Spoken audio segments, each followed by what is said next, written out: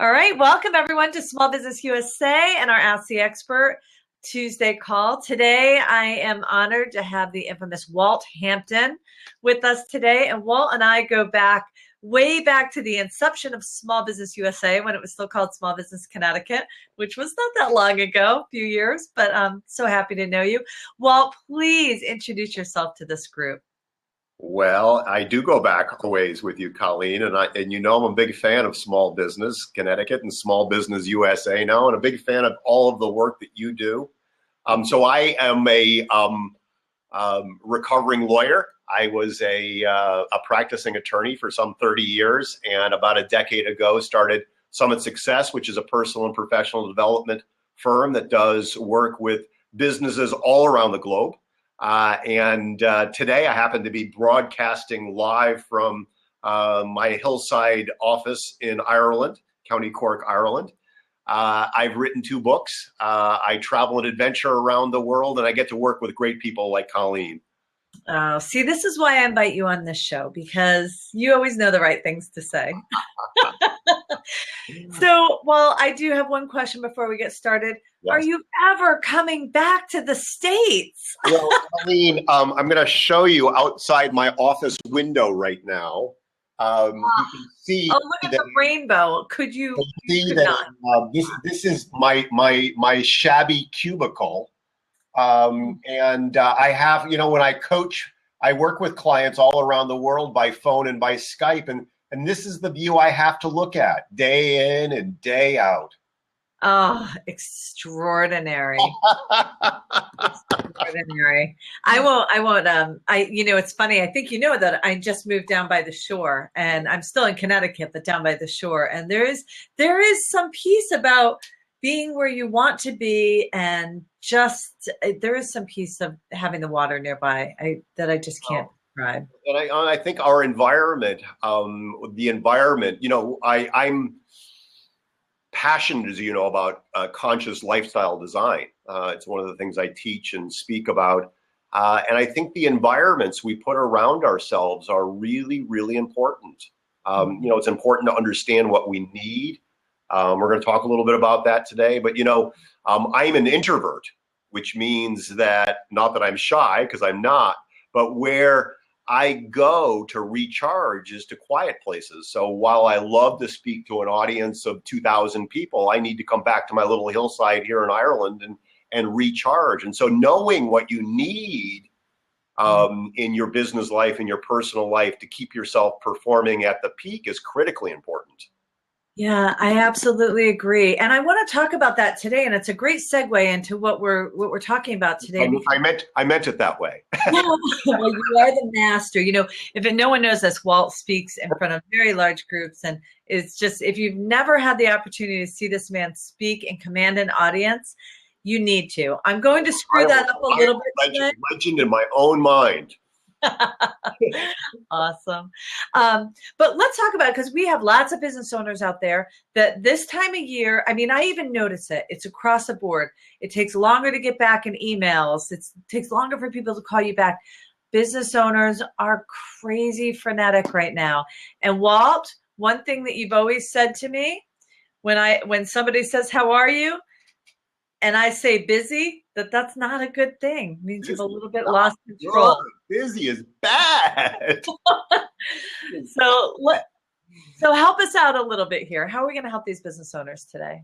All right. So one of the things I want to say is that what so many business owners do this time of year is they lose their focus. And they're running around doing so much. And not much is really getting done. And all of a sudden on January 5th, they wander back into their office. January 4th this year, they wander back into their offices or their places of business, and they're already behind the curve. And so one of the things I want during this time where really not a lot of business is getting done is that we really are consciously thinking about what we want for Q1 in 2016 in a really conscious, deliberate, focused way. I've been watching you and Ann, Ann Hampton is his wife and a prolific writer. So You both have already been talking about 2016, and I love it because I came from the school of thought where December is about doing that kind of recap of 2015 and kind of figuring out who you want to be in 2016, what you'll do better, what you'll take away. One of the things that we do, and we're doing it next Friday, the 18th, is we take an entire day, Colleen, and we stop and we do just that. We take a look and we take out our yearly plan, which we keep close to our computers every day. We keep them on our desks, and we take out our yearly plan and we assess how we did against what we planned we would do. We look at our last 90 days. We work in 90-day increments and assess how we did, what worked, where we were successful, where we had some friction. And we do a really careful analysis of what was working well and where the friction was. And then we switch and we do a entire year 2016 plan. And then we break it down into Q1. What do we want to accomplish in Q1? But we take an entire day and sometimes more to do that in a very thoughtful way. Michael Gerber wrote that wonderful book, The E-Myth Revisited. And he said, the E-Myth, the entrepreneurial myth, is that just because, I'm a good coach or I'm a good lawyer or a good consultant, that I'll be a successful business person. And that's the myth, that in order to be a successful business person, it takes more than just being a good technician, that you have to have both the hat of the technician, the consultant, the coach, the lawyer, the accountant, but you also have to have the separate hat of the business owner. And so not only working in the trenches of your business, but from time to time, and we think you should do it at least quarterly, if not more frequently, to come out of the trenches, to stand up on the mountaintop and look down on this thing that is our business. What's worked well? That's what the first question I asked all my coaching clients. We're so accustomed to looking at problems. What's worked really well?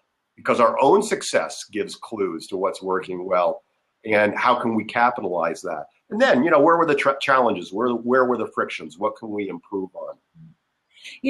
Speaking of Michael Berger, Michael Gerber. I went to school with Michael Bergen. I got them all So speaking of Michael Gerber, he was a big part of creating our marketing program with Small Business USA. Yeah. So that's a pretty cool aside. But, you talk about being in the trenches, and what I see business owners doing all the time, our role with Small Business USA is to pull you out of the trenches and help you look at your business from that bird's eye view. Yes. But I think about December. And are people in the trenches right now? Is this historically the worst month for being in the trenches, do you think? Well, I think it depends upon the type of business. For retailers, they're in the thick of it. It's make or break. For a lot of people in the hospitality business, it's make or break. For a lot of people in consulting and personal service, it's kind of a weird limbo period of time where not much is getting done. And in transactional areas like commercial real estate, everybody's crazy. And so it really kind of depends upon the nature of the business. But what is true, and you hit it early on and in our communication before the call, is that this time of year can just take such a toll on us, and it can really wear us down and end up just spitting us out on January 4th in a completely depleted and used up place. I want to go back to something you said, Walt. You talked about being good, being a good person doesn't necessarily mean being good in business, right? And I think about a lot of our members and what they spend their time with and wrap themselves up in is a lot of unproductive goodness. And I mean that I don't want to tell everybody to be bad or only do things that are self-serving. But do you think there's a time where you have to do a little house cleaning and say, relationships should be reciprocal, and you can probably eliminate a lot of your workload by maybe cleaning house a little bit and really deciding on what relationships you want to nurture and that feed your soul? I mean, I look at you, Walt, and I get off the phone with you, and it doesn't matter if you don't give me anything, if you don't give me a phone call, if you don't give me anything. When I get off the phone with you or a call with you, I am energized. I am elated. I feel like I can take on the world, right? You give something back to me that is so valuable and true, and I would do anything in the world for you. Well, And I think those are great relationships, they right? They are. And I think there's so many business owners that we often say that business owners overmarket by about 3,000%. They go out there and they want to touch the whole entire world, and they exhaust themselves. And because of that, they can't give quality to the people that are most important. Yes. So is December a time maybe to really look at housekeeping? Well, a wonderful time to look at housekeeping. And you know that I'm a big fan of a very short word. Yes. You know, Steve Jobs of Apple fame once said that he was as proud of the thousands of things that he had said no to as the few things that he had said yes to. You know, saying no to the not so good and the merely good so that you can embrace and enjoy what you really value, what you really want to do is mastering time. It's the key to peak performance. And the truth is that we can't serve everybody. We can't solve every problem. There are certain people that we're meant to serve and others not so much. There are certain things that are the high value targets, as Mark Devine, who wrote The Way of the Seal, says. You know, SEALs, Navy SEALs are trained so powerfully that they can go out and go after any target at all. But they're only sent out after the high value targets. And the truth is, most of your clients, most of my clients, they've got the ability to take on anything, but we shouldn't be doing anything. We should be just doing those high value things. Stephen Covey used to call them, what are the big rocks? There's a wonderful book that I send to a lot of my clients called The One Thing. And The One Thing postulates that Pareto was too generous. Pareto said that 20% of our efforts lead to 80% of our outcomes. But what The One Thing postulates is that maybe it's 20% of the 20%, or maybe it's less than the 20% of the, maybe it's just one thing. And what's interesting is when you get into the place of overwhelm, if you ask that question, what's the one thing I need to do now? The answer is always there. What's the one thing? What's the one thing that I can do? What's the one thing that's most important now? But so December is a wonderful time for reflecting on what are those big rocks? What are those most important things? What is that small sweet spot that looks that allows us to create the great results? Where should we be focusing? And then, you know, what's not working for us? You know, this time of year, we're inundated with invitations and parties and gatherings. There are certain people in our lives that are toxic. Why do we keep on spending time with them? There are certain clients and customers that have always caused us headaches. Why are we dealing with them? There are certain things that just haven't worked, certain networking events that just never have yielded a result. Why do we keep going to them? Why do we keep going to the parties where the brother-in-law got drunk the last 3 years and is going to get drunk again this year and make us unhappy? Why do we keep doing those things over and over again if they don't feed us, if they don't nurture us? And well, you have a program that you do called Book Yourself Solid, and one of my favorite parts of this program is the velvet rope policy. Yes. The red velvet rope policy is a beautiful policy. It's creating, if you will, an avatar for who your ideal client is, that perfect client. You know, if you close your eyes, you can remember back to an engagement or a client or a set of clients it was just like dream work. You loved it. You did your best work for that person. And that person enjoyed the work. And that person enjoyed the work so much that they talked about you. And that's, you know, when we talk about the red velvet rope, you know, the metaphor is you go to New York City and you see those exclusive clubs with the red velvet rope. Who gets into those? Only particular people. Mm-hmm. You know, there are certain grand hotels where, you know, there's a certain way of carrying yourself there that you go. And so I want my business owners that I work with to define who they want to work with, that perfect client, because when we're doing our work with our perfect client, we're doing our best work. We're loving our work. And that's what we deserve to be able to do, is to love our work. Oh, I so agree. You couldn't even say that any better. Perfectly said. So let's go a little bit, because people that are on this call, first of all, I know we have a few new listeners today. I see like popping up that there's some first timers here. So if you haven't used Blab, a couple important things to do. If you like something Walt is saying, I want you to hover right over those hands. I know I've been getting lots of love. I've been getting lots of love on my screen. I'm giving you lots of love, but come on, we want some other folks to give you lots of love too. And that just means when he's saying something, if you give him love during that time, it says, hey, I agree with you. This is really value added. It also helps kind of rank him a little bit higher in Blab world. So, give that love out there. See, it's growing already. The head is getting bigger than the stage. But also, if you have a question, if you do /Q, you can see on the left-hand side of the screen, if you're on your phone, where it says send a message, put / and the letter Q, and you type a question. That'll show up in the box, and then Walt or I can answer that question for you. So this is a great interactive environment for you. If you're watching live on smallbusinessus.com on the main page of our website, text me. If you're a member, you have the ability to text me. So get out my phone number and tell me what you want to say to Walt. Don't call me, because I'm not going to pick up the phone. Don't email me, text. But we usually get a lot of questions that way. That's awesome. So the other piece is tell a little bird and tell your friends. So this is a great way to kind of share this with your community, and everybody can replay it later.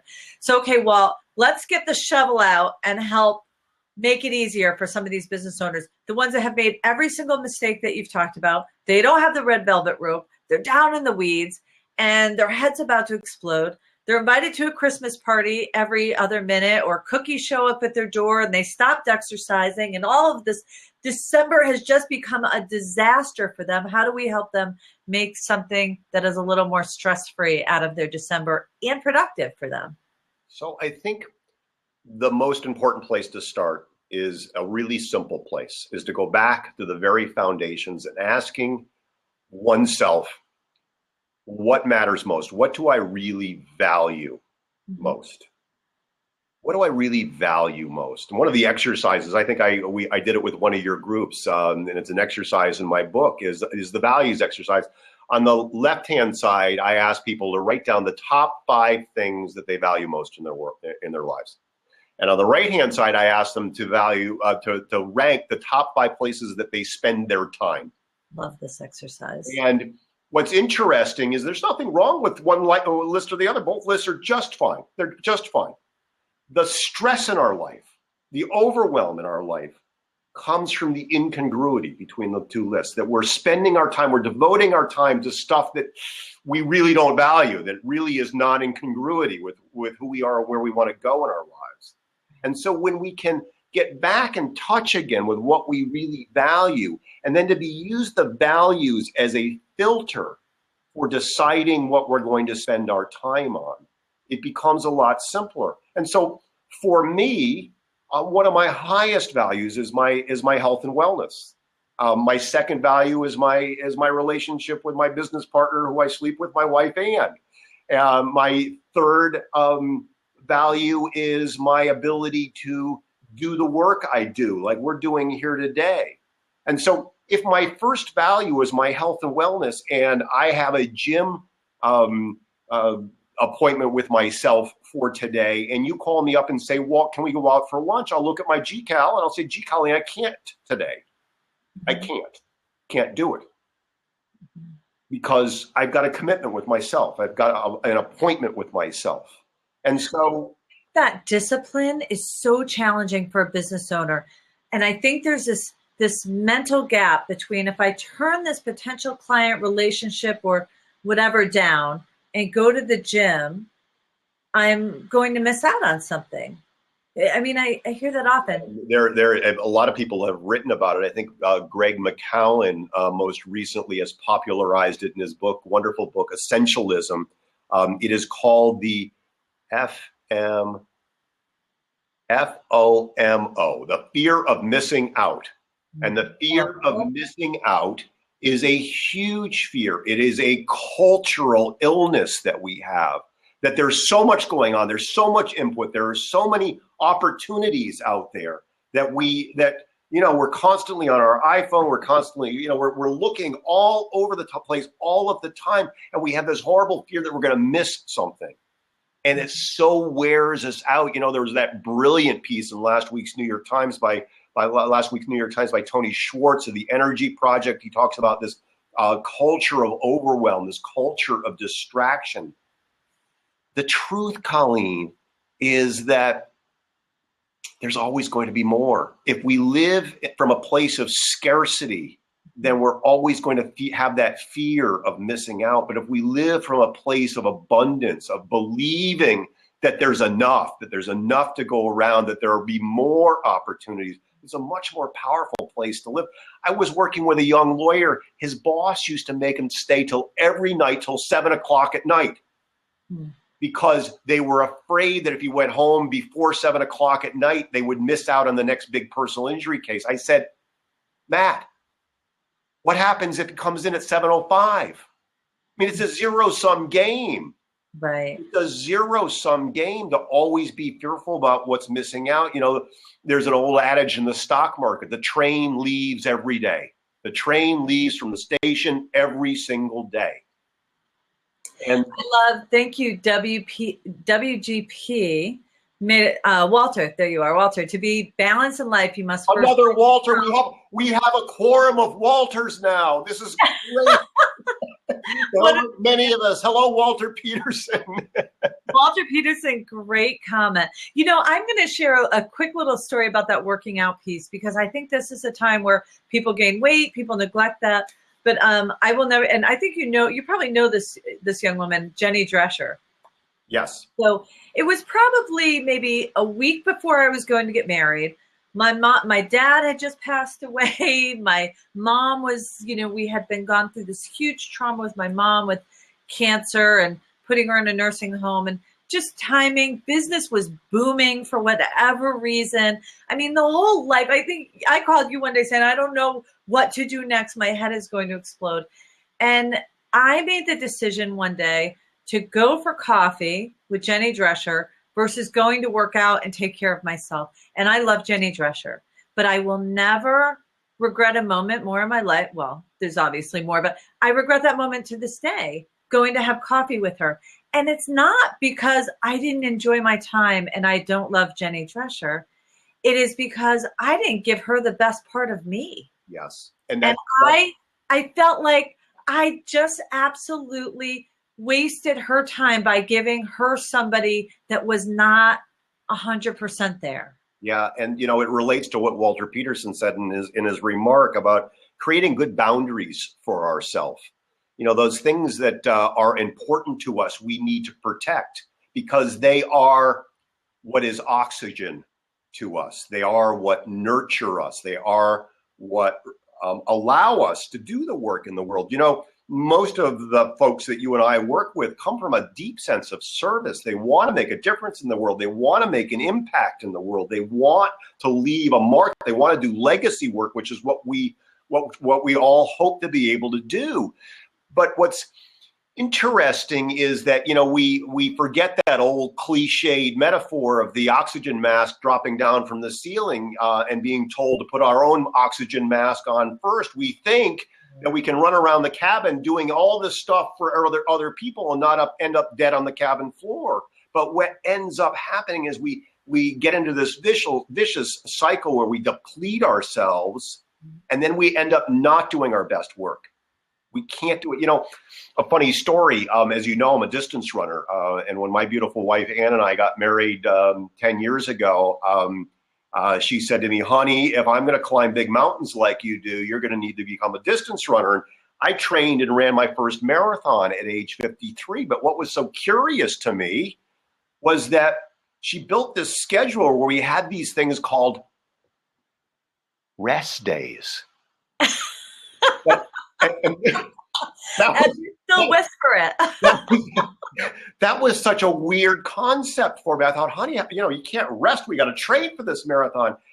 And what she told me, it's axiomatic in athletics, is that part of your training, part of what allows you to get stronger is actually taking time and resting and rejuvenating and doing those things that nurture you. And then we come back and we show up and we're stronger and we're more focused and more productive. It's crazy that last year, in 2014, I bet the number is larger. In 2015, there were over 500 million unused paid vacation days in the United States. 500. You know what? If there are people on our call who don't want to use them this year, give them to me. I'll use them for you. I promise. It's true. Well, there's so many studies showing that take care of yourself and you'll be able to give more, do more, think clearly, be more creative. I mean, business owners, there's a huge corroboration between business owners who take care of themselves and are healthy and success. I mean, we see that every single day. And you see it in some of the biggest of the contemporary peak performers. Bill Gates and Warren Buffett and the big players, Richard Branson. They take big periods of time off the grid to read, to write, to reflect, to rejuvenate. You cannot run a successful business or a successful life if you run yourself like a machine 24/7. You cannot do it. Agree. So the first tip you mentioned, we're going to grab that shovel again and get back on course and say, how do we dig out of December? And the first tip is to make sure the 5 most important values in your life. Reclaim those 5 things. Get really clear about what those things that you really value in your life are. What would you say is the second most important thing people once you know what you value, then we need to come back to that dirty word that we don't like to use as business owners and services is being brave enough, as Walter Peterson suggests, to claim our boundaries, to say no to what doesn't work in our lives, to have the courage and the audacity to say no. And that can be scary because we've talked about that. We worry about what we're going to be missing, but having the audacity to say no to the things that don't serve what we really value. And then the next step after that is to become meticulous about how we honor those things that we value in our life. And so if we value wellness, if we value our health, then dialing in those practices and putting them on our calendars as if they were appointments with clients or customers, and honoring them as if they were that important. So, Walt, I just had a member type a message and said, Walt, I think there's no hope for me at this point. Maybe I'll start again January 4th. I disagree. I could not disagree more. This is the best time of year. Now, here's what's interesting is so much of this stuff, particularly this time of year, can feel overwhelming. That we get in this place of overwhelm because it's all coming at us all of the time. Anything that we want to change, I'm not a big believer in going the whole hog on. I used to say, if you really wanted to take the island, burn the boats. Not all of us have the luxury of being able to do that. Not all of us have the luxury of being able to quit one life and start another, quit one job and start a business. What I believe is that it's not the size of the step that you take, it's the consistency of the action. It's not the size of the step, it's the consistency of the action. So, Martin Luther King, I put up on my Facebook page that the other day at the beginning of the week, that wonderful quote, you don't have to see the whole staircase, just take the first step. Take that first step in faith.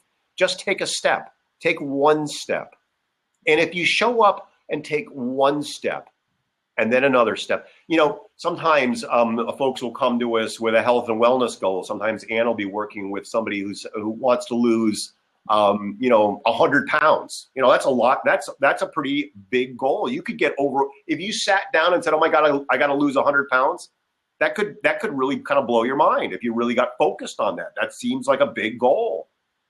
But if you lost half a pound? Could you lose half a pound in a week? Mm-hmm. Could you lose half a pound in a week? A lot of people could say, yeah, I could do a half a pound in a week. But if you did that over the course of a year, you'd be down 50 pounds with 2 weeks off. Mm-hmm. So it's the little, if as long as you stay at something, I do ridiculous runs, as you know, 50 and 100 miles. I can't tell you how I run 50 miles. That sounds stupid, but I can tell you, I think it is, but I think that's why God made cars. But but I can tell you how I can run. I can run around a block. I can tell you how I can do that. I can take my next step. I can take the next step. Right. I can do that. And if we break our goals down and just into little tiny manageable things, and then commit to taking the next one and the next one. And so it might seem crazy this year to reclaim sanity, but what about that next gathering that you get the invitation to? Could you experiment with saying no to that? Or if you can't say no to it, could you say, this year I'm just going to go and I'm going to stay for an hour. I'm going to stay for an hour this year instead of making it the entire evening of event. Or, if you're you want to reclaim some of your dietary stuff, how about if I go on sparkpeople.com and I commit just to every single day just watching it. I'm not even going to do anything. I'm just going to watch what my calories are. Just take a little tiny step forward. Makes it more manageable.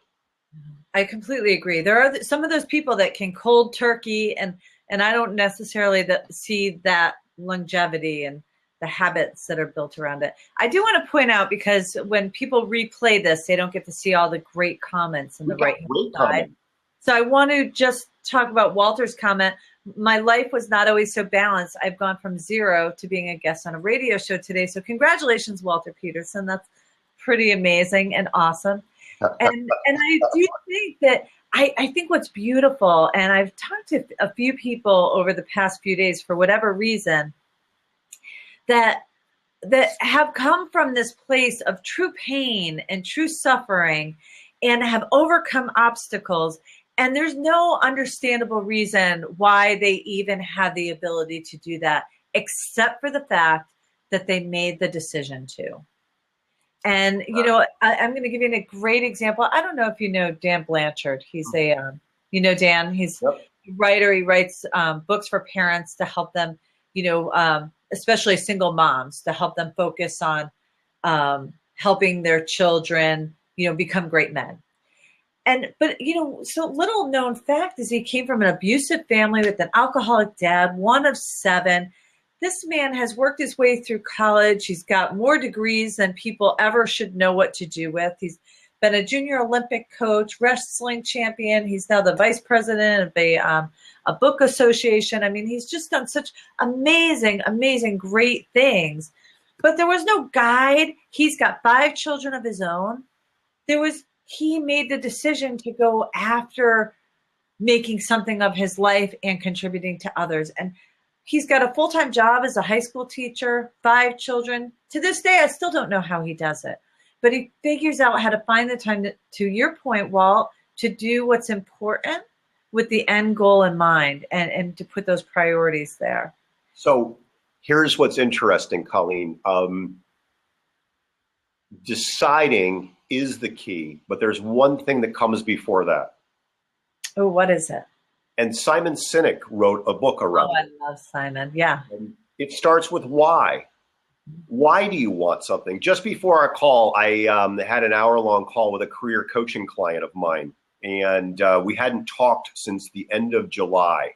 And he was coming to me hat in hand because he had not done any of the work that we had talked about back in July. Mm-hmm. And I said, Bob, do you really want what you've told me you want as your next career?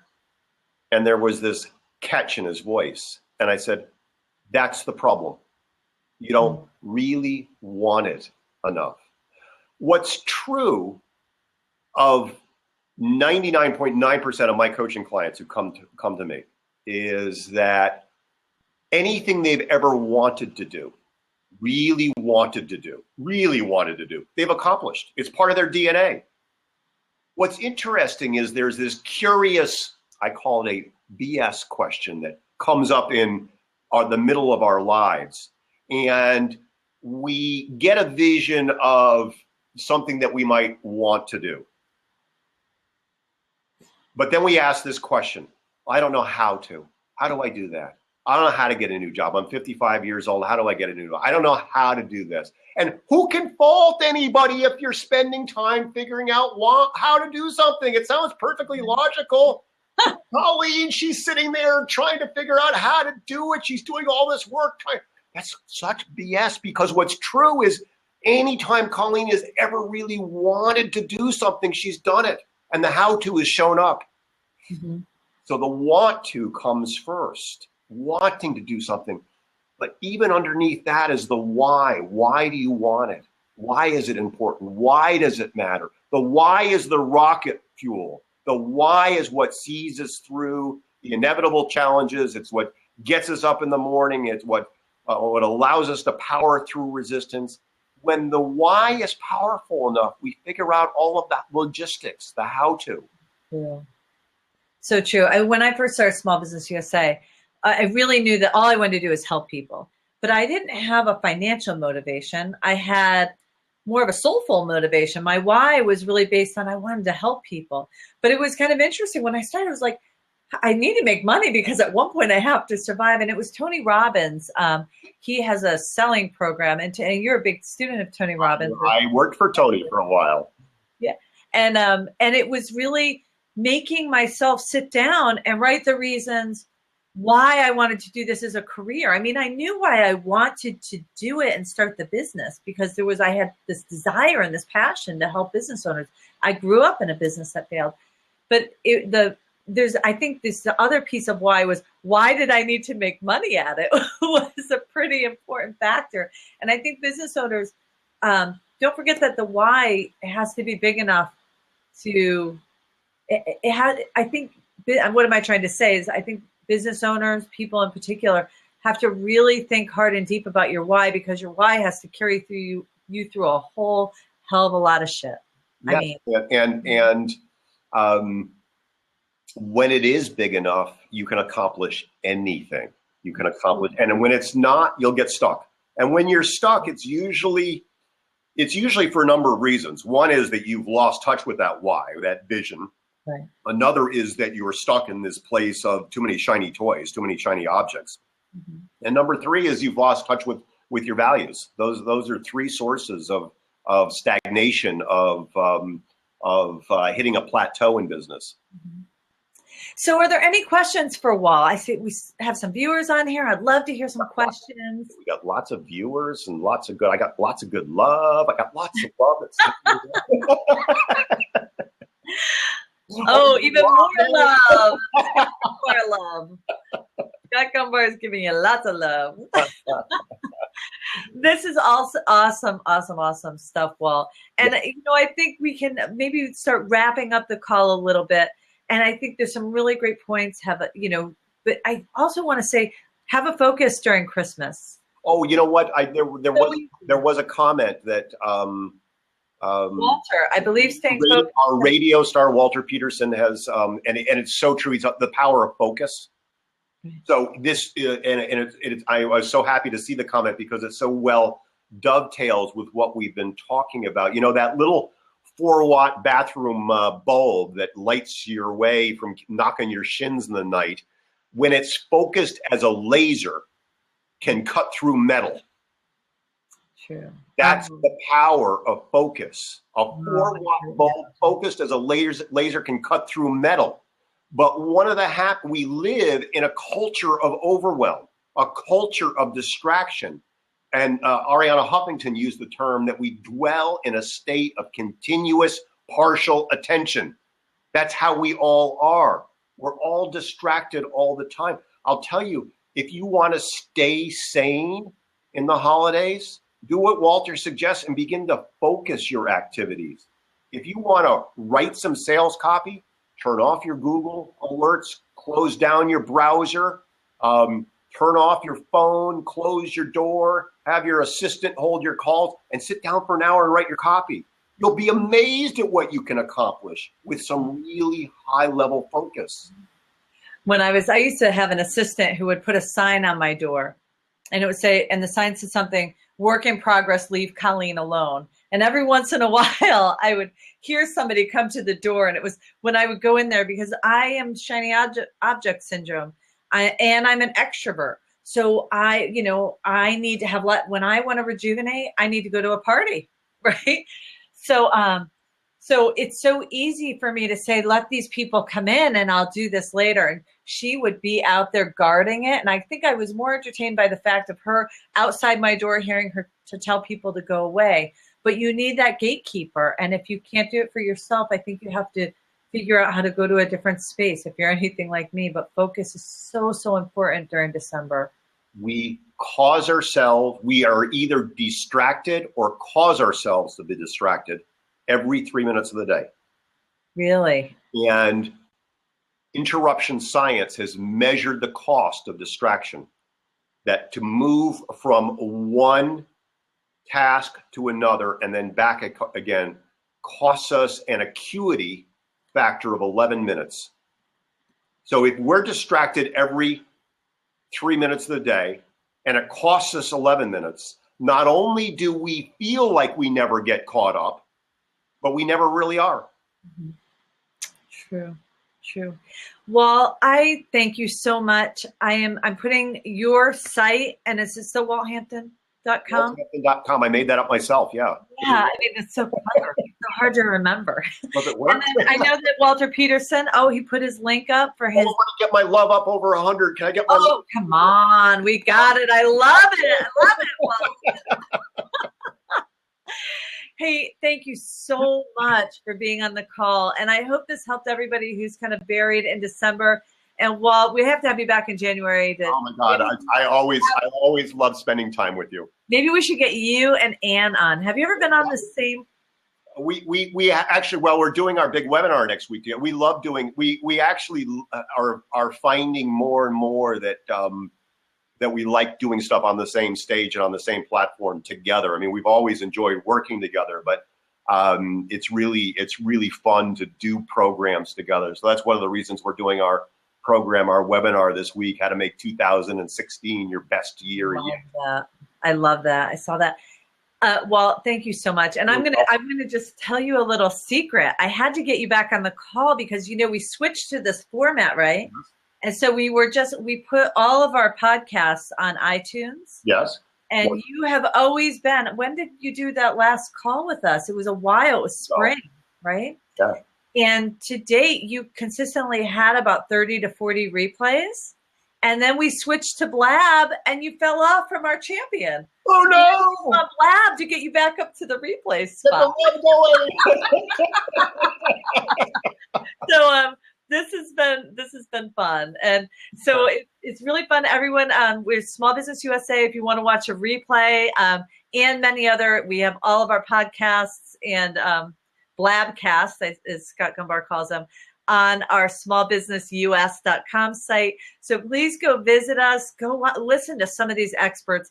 I really believe with Small Business USA, it's the power of the team. It's the power of the community that makes us so strong. And so that's why I love bringing, and Walt is obviously one of my favorites, but that's why I love bringing some of this talent to everyone, because it's so important. So make sure that we're all on this journey together, and you come from that place of an abundance mindset. We're all on this journey together to serve people. And that's the work, to lift each other up. Oh, and we're so much more powerful as a team, aren't we? So much better perspective. Yeah. So Walt, tell everyone how to get a hold of you before we hang up. You can visit my website at www.walthampton.com. You can follow me at Twitter, Walt Hampton. You can find me on LinkedIn. You can find me on Facebook.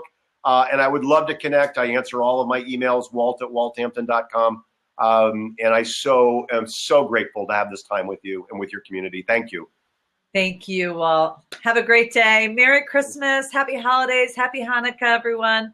And we will see you next Tuesday at 10 o'clock. We're talking about internet security next week. So, and then I don't know if everybody knows this, but We also sponsor a site for parents of teenagers. It's kind of a little labor of love. And I don't really do a lot of work except bring together a lot of incredible experts onto the site to share. But Dan Weiner, who is a therapist, will be, check the front page. I think it gets posted today, but he's doing a segment on how to talk to your kids about all the terrorist activity going on, which is really, really moving and something that, you know, I know during this holiday where there's a lot of mourning, unnecessary mourning going on. So I think it's a great way to be able to talk about it to our kids. And I'm so proud of the work that GeneratingWinners.com and that team is doing. So join us for that one. I believe it's Friday at lunchtime, Friday or Monday at lunchtime. Excellent. Well, not to end on a slow note, but thank you. Colleen, such a joy to be with you. Take good care. We'll talk soon. Talk soon. Bye-bye, everyone.